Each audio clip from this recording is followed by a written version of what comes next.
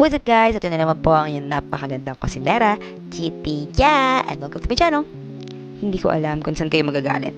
Doon ba sa sinabi kong maganda ako? O doon sa nagpabebe ako sa Kitty Ya? Kaya eto, uulitin na po natin. Hello everyone and welcome to another video. My name is Kitty and welcome to my channel. Yun ang intro ko. And for today's video is the second episode of GTS Kitchen. At dahil nga Father's Day ngayon, sa episode na to, gagawa tayo ng masarap at super easy. Ay, di pala. Okay, erase. Masarap at super affordable na version ng no oven bake macaroni. So, pwede to sa lahat ng okasyon, birthday mo, mansari nyo, anniversary nyo, Mother's Day, Father's Day, at pwede nyo rin gawing pang negosyo. Pero, sa episode na to, dahil Father's Day, ito yung naisip kong gawin. So, di mo na napansin yung list of ingredients, no? Anyways, babanggitin ko naman yan isa-isa mamaya habang niluluto ko. So, let's go!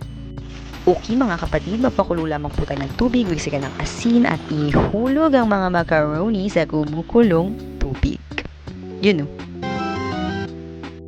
Okay class, so simulan na po natin ang ating paghihiwa ng mga ingredients. Simulan natin ito sa sibuyas. At may pag-iba ng anggulo. Wow! So, hiwain lamang po natin ng maliliit ang ating onions at ilagay sa bowl. So, for this one, 2 onion ang kailangan natin. At gagamit po tayo ng isang buong bawang para dito. So, tanggalin lamang po natin ang pagkakakabit-kabit ng mga bawang dahil bawal ang kabit. Ay, na daw. So, ayan po ang ating mga bawang pinapakita sa ating screen. At syempre, meron akong technique na natutunan guys. So, gagamit tayo na itong pangkadkada ng keso. So, itong technique na to, gawain to ng mga tamay. Ayun, ganyan. Kadkadin mo. Diretso tanggal yung balat niyan. At hindi mo na kailangan magtatatak-tak. Dahil yan pa lang ay sold na. So, kadkarin mo lang ng kadkarin yan hanggang sa maubos mo yung isang buong bawang natin. At yun na nga, quick and easy ang sikretong technique. So, kunin lang po natin sa loob ang mga bawang dahil mahal ang bawang at ilagay sa bowl ulit. Ayan na po. Wow! So, tapos na tayo sa bawang at sibuyas. Isunod naman po natin ang ating mga hot dogs. Sarap! So, actually guys, footlong talaga to. Hiniwa-hiwa ko lang, kaya ganyan. Medyo namasakera siya. So, tanggalan lang natin ang mga kabalatan yan at hiwa-hiwain ng maliliit.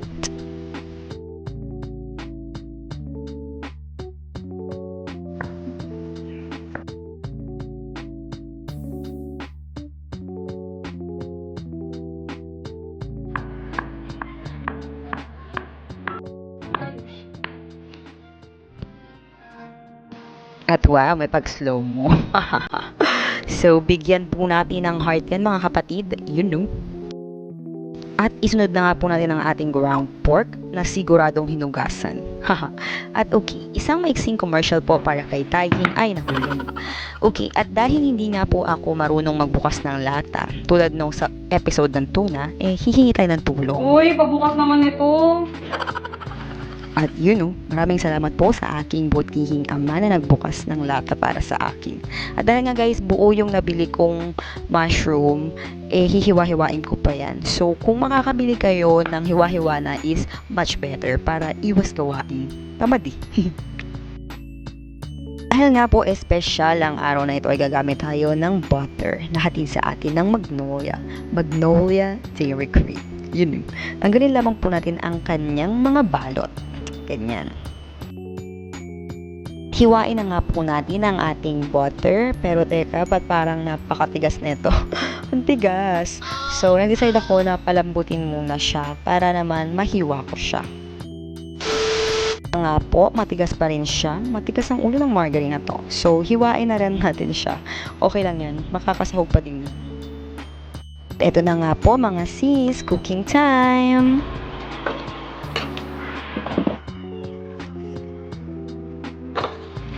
At ilagay na nga po natin ang ating butter na matigas ang ulo sa ating saucepan. Okay, class. Ang una po nating ilalagay ang ating ground pork kasi po ayan ay magmamantika pa. At yan nakikita nyo yung tubig na yan. Bakit may tubig dyan? Hindi ko alam kung mantika yan o tubig. Pero isipin na lang natin mantika. So, takpan natin siya para mag-evaporate pa siya at mawala yung mga katubigang iyon. So, bago natin ilagay ang ating next ingredient. At yun na nga po. Ayan, may tubig pa rin. So, hayaan lang natin siyang kumulo hanggang sa mawala na yung mga liquids. Ayan. So, kung makikita nyo, hindi na siya baha. Ilagay na natin ang ating next ingredients, ang ating bawang at sibuyas na magpapabango pa ng ating luto. Ayan. Ewan ko pero ang bango talaga nung pagginisa yung bawang at sibuyas na yan.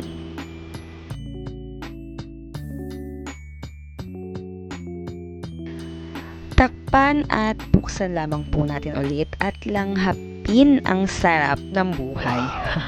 Lagyan na po natin ang ating mushroom, haluin at isunod ang ating mga hotdogs. Wow! Sarap! Ayan na nga po. So, takpan lang po muna ulit natin yan at hintayin kumulo. At ayun na nga. Ayan na sila Wow! Sarap! Next, lagyan lamang po natin ng asin at paminta para magkaroon ng lasa. At especially, lalagyan din po natin yan ng basil para bumango. Favorite ko talaga yung basil na isa sa mga ingredients. Pagkatapos ng lahat, takpan at ulit buksan at amuyin ulit natin ito. Wow naman. So, haluin lang po natin ng mabuti ang ating mga ingredients. At ito na nga, ilalagay na po natin ang ating sauce na sweet style. Bakit sweet style? Wala. Sweet Ganun talaga. Sweet. Haluin lamang po natin yan at lagyan ng tubig ang natirang part ng sauce para hindi sayang. Isa naman pong technique mula sa ating mga ninja. Tapos halu-haluin lang po natin yan hanggang sa kumulo. At pagkatapos ng lahat ng yan, ay makikita natin na kumukulo na ang ating mga ingredients. Ayan na nga po ang ating sauce.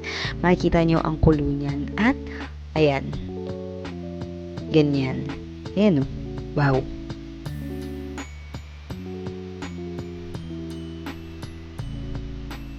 At pagkatapos niyan, ilalagay na po natin ang ating evaporada na hindi makita sa screen. Ganda talaga ng angulo. Pero evaporated milk po yan. Ilalagay po natin sa ating spaghetti sauce. At wag po kayong matatakot kung sakaling pumuti iyan ng sobra. Pero hindi naman siya puting-puti. Kung sa kulay, kayo manggi. Ganon. Haluin lamang po natin yan. At voila! Wow, tingin pa lang masarap na. Para pa kayo pag naamoy. So, tikman po natin. Wow, guys, grabe. Sauce pa lang, panalo na.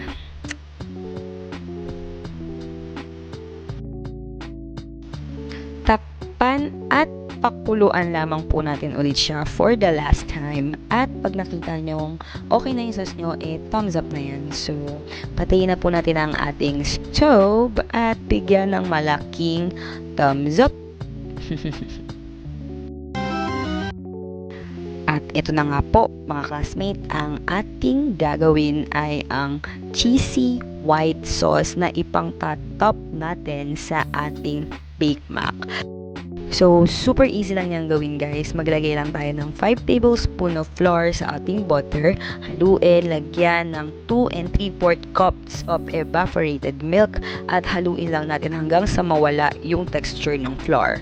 And then, after that, lalagyan natin siya ng quick melt and normal cheese. Ayan yung secret, guys. Sobrang magiging cheesy yan at milkier at basta masarap. Haluin lang natin siya hanggang sa mawala yung buong cheese natin. At syempre, lalagyan natin siya ng konting salt para may konting alat naman yung ating white sauce.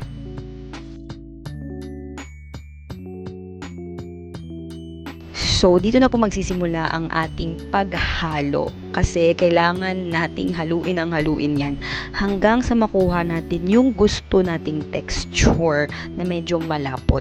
Ayun kasi yung ipang tataping natin. So, hindi pwedeng super hindi siya malapot. Ano daw? Baliw. So, yan. Haluin nyo lang ng haluin hanggang sa mapagod kang maghabol sa kanya. Ay, okay. So, pag nakuha nyo na yung texture nyo is okay na yon. So, patayin na natin ang ating stove. At eto na nga. I-drain na po natin ang mga putihing macaronis. At lalagyan na natin siya ng kanyang mga sauce. I'm so excited to eat, guys. Ito na nga po. Unti-unti natin ibuhos ang red sauce. Yan o. Wow. Gugutom ako. Yan na nga. Halu-haluin lang natin hanggang sa ma-cover ng ating spaghetti sauce yung ating macaronis.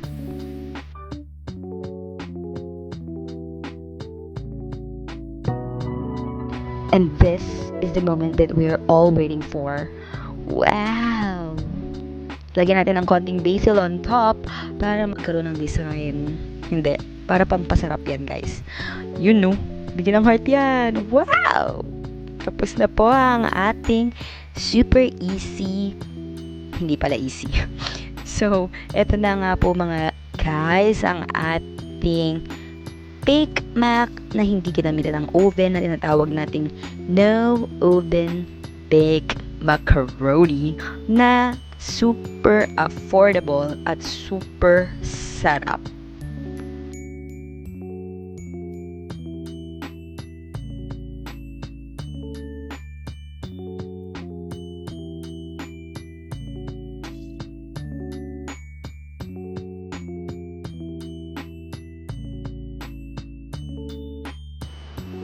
And this is it, madlang people. Tikiman time! So, tikman na natin. Guys, super sarap! Lasang-lasa ko yung Bake Mac kahit hindi siya nabuo kasi nga, diba, hindi ko siya inuben. Pero kung lasa lang, the best to. Thumbs up to. So, gawin nyo na to. So, if you like this video, please give it a thumbs up. And please don't forget to subscribe on my channel and push that bell para lagi ka updated sa aking mga bagong uploads. See you on my next vlog. Bye!